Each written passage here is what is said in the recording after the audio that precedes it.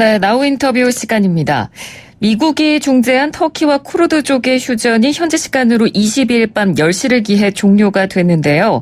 푸틴 러시아 대통령과 에르도안 터키 대통령이 터키 접경의 시리아 내 안전지대로부터 쿠르드 민병대 퇴각과 양국군의 합동 순찰에 합의했다는 소식 조금 전에도 저희가 전해드렸습니다. 터키의 공격은 공식적으로 끝이 났지만 시리아 내전 구도가 이렇게 러시아까지 끼어들면서 확대 재편됐고 또 이런 상황에서 결국 피해를 입는 건 힘없는 국민들일 겁니다. 그래서 오늘은 좀 특별한 시간을 준비했는데요. 대한민국의 시리아 1호 유학생이자 현재 시리아 난민 캠프를 지원하는 구호단체인 헬프 시리아에서 활동하고 있는 압둘 와합 사무국장님과 함께 자세한 이야기 나눠보도록 하겠습니다. 사무국장님 안녕하십니까? 안녕하세요. 네, 나와주셔서 감사합니다. 네, 감사합니다. 네, 요즘 또 가뜩이나 좀 시국이 그래서 더 바쁘시죠? 예, 좀 바쁩니다. 네, 바쁜 와중에 나와주셔서 감사드리고요. 터키 공습이 있었을 때 굉장히 사무국장님께서도 좀 마음을 졸이면서 지켜보셨을 것 같습니다. 일단 가족들이 지금 시리아에 계시지 않나요? 가족이 다행히 2015년에 네. IS 때문에 탈출하고 지금은 안전한 곳에는 살고 있는데 네. 시리아 안에서 특히 고향에서 남아있는 친척들이 많이 있습니다. 친척들이 엄청나게 위험한 상황에서는 살고 있습니다. 그 가족들은 탈출을 해서 지금 안전한 곳에 비교적 살고 있지만 친척들은 아직은 라카에서 살고 있어요. 어느 지역이요? 라카라는 지역에서 살고 있습니다. 그렇군요. 사실 저희는 이 한국에서는 외신 보도만을 통해서 관련 내용들을 접하기 때문에 얻을 수 있는 정보가 좀 제한적이거든요. 사무국장님께서는 아무래도 직접 좀 듣거나 직접 가셔서 목격한 피해 소식이 좀 더 있으실 것 같은데 어떤가요? 예, 지금 시리아 안에서 있는 지금 공사 활동 때문에 시리아 사람들이, 특히 시리아 난민들이 엄청나게 고생하고 있습니다. 네. 한마디로 정리하자면 시리아 안에서는 안전한 지역이 없습니다. 거의 안전한 지역이 전혀 없고요. 네. 근데 지역마다 위험한 상황이 달라질 뿐입니다. 그래서 예를 들어서는 유프라테스 서쪽에서는 러시아는 계속해서 폭격하고 있고, 네. 터키 영향이 있는 지역에는 그나마 조금 더 안전하고 미국의 영향이 있는 지역에는 쿠르드 지역에는 안전했지만 지금 안전하지도 않고 네. 시리아 정보군이 계속 공습하고 있는 지역도 많이 있습니다. 그래서 정말 시리아 안에서 상황이 갈수록 복잡하고 해지고 있고 위험합니다. 네, 그렇군요. 이 미국 트럼프 정권이 들어서면서 사실 트럼프 대통령이 계속해서 시리아 내 미군을 철수시켜야 된다 이런 이야기를 계속해서 언급을 해왔고 최근에 그거에 대해서 결정을 내린 다음에 터키의 공습이 시작이 됐잖아요. 그 소식 들으셨을 때 어떠셨는지요? 맞아요. 트럼프는 작년부터는 철수하겠다고 했는데 국방부가 반대해서는 철수하지 못했고 그래서 올해는 계속 조금씩 철수하겠다고 말씀하는데 이번에 갑작스럽게는 철수했는데 실제로는 100%는 철수하진 않았습니다. 다른 시리아 지역에서 아직까지는 미군인들이 많이 활동하고 있습니다. 네. 그리고 제가 그 이야기 들었을 때는 그 뉴스 들었을 때는 정말 무서웠습니다. 왜냐하면 시리아 안에서 활동하고 있는 모든 외국 세력들은 그냥 이렇게는 봉사활동하고 있는 것도 아니고 철수하겠다고 하면 물론 다음에는 무슨 더 무서운 기회 있을 거라고 생각은 해요. 그 빈 자리를 어떤 세력이 와서 차지해야 한다고 생각은 하는 거예요. 미국이 빈 자리를 누가 차지할 건지 그거에 대해서는 시리아 사람들 많이 무서웠습니다. 혹시나 시리아 정보군이 와서 다시 그 지역을 차지할까 봐 사람들 많이 무서웠는데 터키가 우리가 개입하겠다고 했을 때도 우리 무서웠습니다. 왜냐하면 터키가 어떤 방식으로 개입하고 어디까지는 공사 활동할 건지 전혀는 처음에는 아무 이야기 없었으니 우리가 많이 불안했는데 근데 터키가 중간에는 우리가 평화의 셈이라는 이렇게 이름으로는 개입하겠다고 하니 그냥 시리아 안에서는 안정지대만 만들고 극단적인 쿠르드 민병대들만 국경 근처 있지 말지 않게 이렇게 제거하겠다고 했으니까 그나마 시리아 사람들이 조금 안심도 했어요. 그런데 국단적인 그런 쿠르드족들만 우리가 뭐 타격의 대상으로 삼겠다. 터키가 그렇게 이야기를 했지만 사실 공습을 시작하는 즉시 그 터키가 타격으로 삼는 그 사람들만 피해를 입는 건 아니잖아요. 그러니까 시리아 국민들까지 같이 타격을 입을 수 있는 상황이 크기 때문에 위험성은 훨씬 높아지는 거죠. 예, 멀리서는 보면 그렇게 볼 수밖에 없습니다. 네. 그래서 처음에는 우리가 다 그렇게 보고 해석해서 무서웠는데, 네. 근데 그 군사적인 개입에는 시작했을 때는 오히려 터키 정부가 개입하지 않고 시리아 반군들 지원해서는 개입하라고 했기 때문에 네. 조금 안심이 되었습니다. 왜냐하면 싸우고 있는 반군들이 거의 그 지역의 출신이라서 네. 지역들도 잘 알고 있고 시민들 어디 살고 있는지도 알고 자기 부모님, 자기 친척들 이 지역에 살고 있으니 약간 그럼 터키가 뭐 무차별적으로는 공격하는 것 아니고 그냥 그 지역의 출신 반군들이 네. 우리 지역을 해방시켰다는 의미도 컸습니다. 그래서 사람들이 안심했고 네. 다행히 아직까지는 뭔가 민간인 학살이나 네. 이렇게는 크게는 뭔가 폭격은 하지 않았기 때문에 네. 좀 안심됩니다. 아, 그렇군요. 자, 그래서 지금 휴전이 종료가 되고 그리고 이제 러시아 대통령과 터키 대통령이 이제 합의를 한 내용을 좀 저희가 살펴보도록 할 텐데 일단 터키 접경의 시리아 내 안전지대로부터 쿠르드 민병대를 퇴각시킨다. 그리고 러시아 터키 양국군이 이 지역을 공동 순찰한다. 먼저 이 안전지대라는 이야기가 사실 뉴스에서 굉장히 많이 나오거든요. 이 예. 안전지대가 구체적으로 어떤 건가요?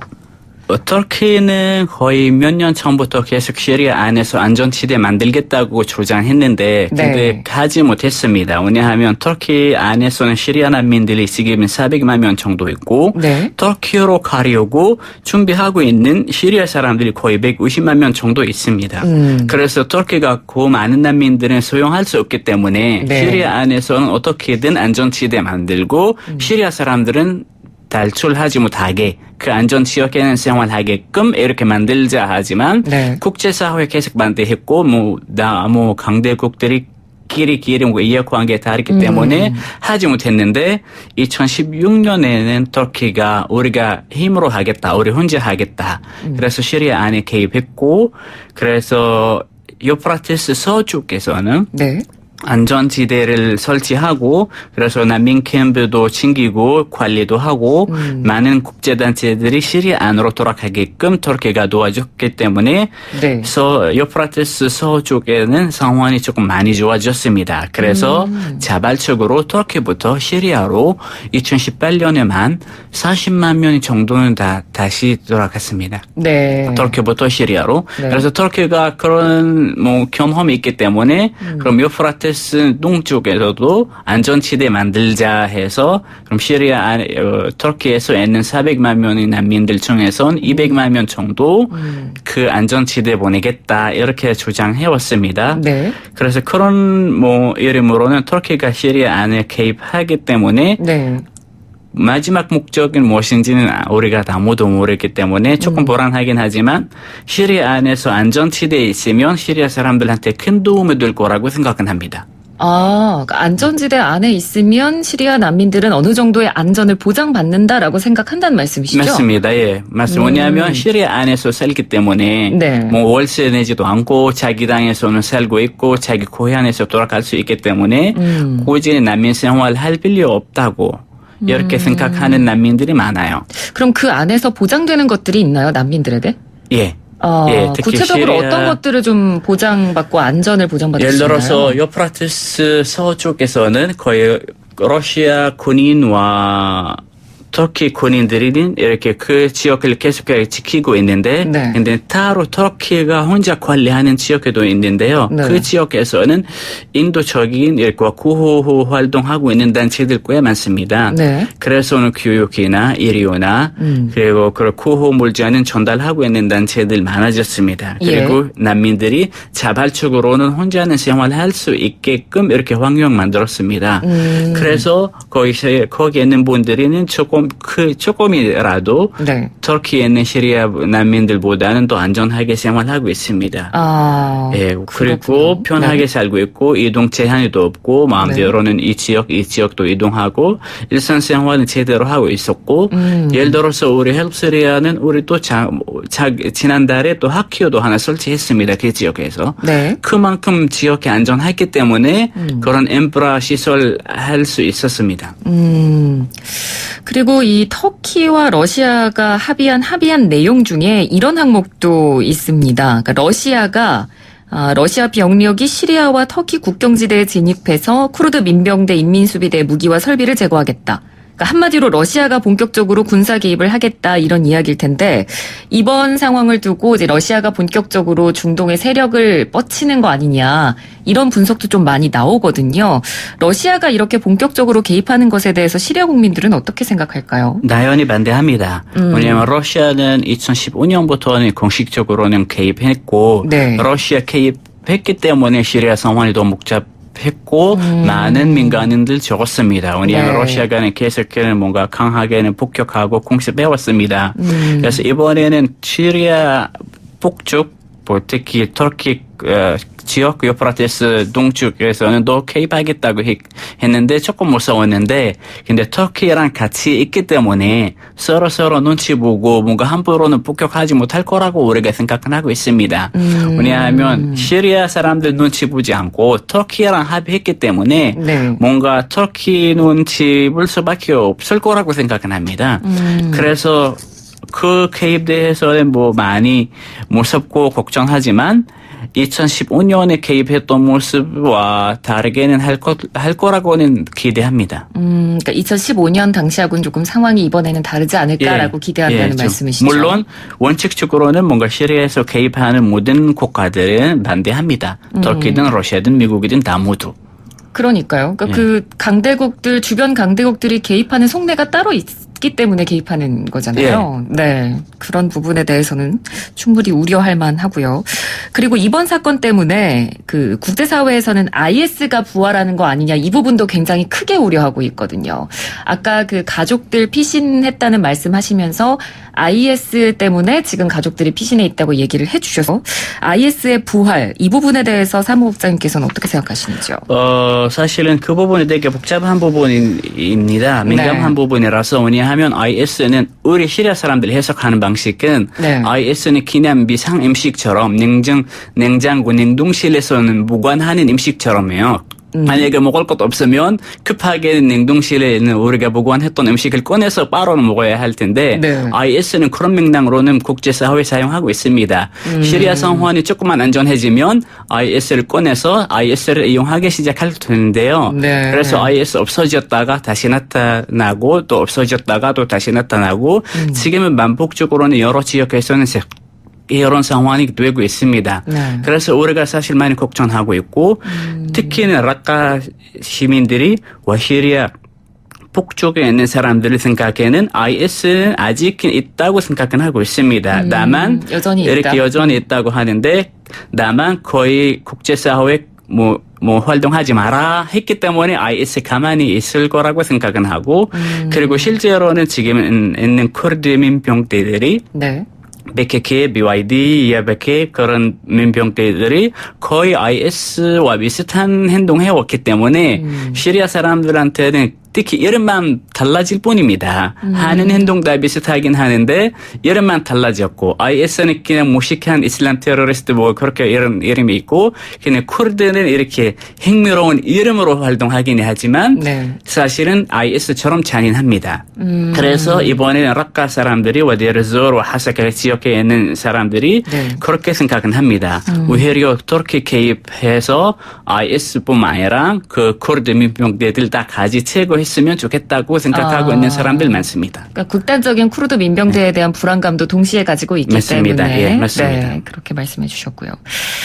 근데 사실 우리가 지금 일어난 상황만을 보도를 통해서 보고 있지만 시리아 하면 가장 먼저 떠올리는 게 내전이거든요. 그러니까 아랍의 봄에서 영향을 받아서 시리아 민주화 운동이 시작됐고 이게 내전으로까지 발전을 한 건데 그러면 이 상황에 대해서 저희가 또 한번 이야기를 해보고 싶습니다. 이 민주화 운동에 대한 지금 상황은 어떤지 궁금하거든요. 아직은 사람들이 계속 민주화 위해서는 계속 활동하고 있고 신경 쓰고 있고 계속 로망이 있습니다. 네. 근데 공사 쪽으로는 많은 국가들 개입하고 활동하기 때문에 일반 시민들 목소리가는 들리지 않습니다. 근데 어느 지역에는 조금만 안정해지면 바로 이렇게 좀 민주주의 향 시위를 더 많이 했고, 네. 뭐 지난달 시위들 많이 벌어졌고 이틀 전에도 여러 지역에서 시리아에서는 시위도 많이 벌어졌습니다. 특히 레바논에서도 그런 뭔가 혁명이 일어났기 때문에 그렇죠. 시리아 사람들이 우리도 아직은 더 하고 있다. 그래서 레바논 시위자들도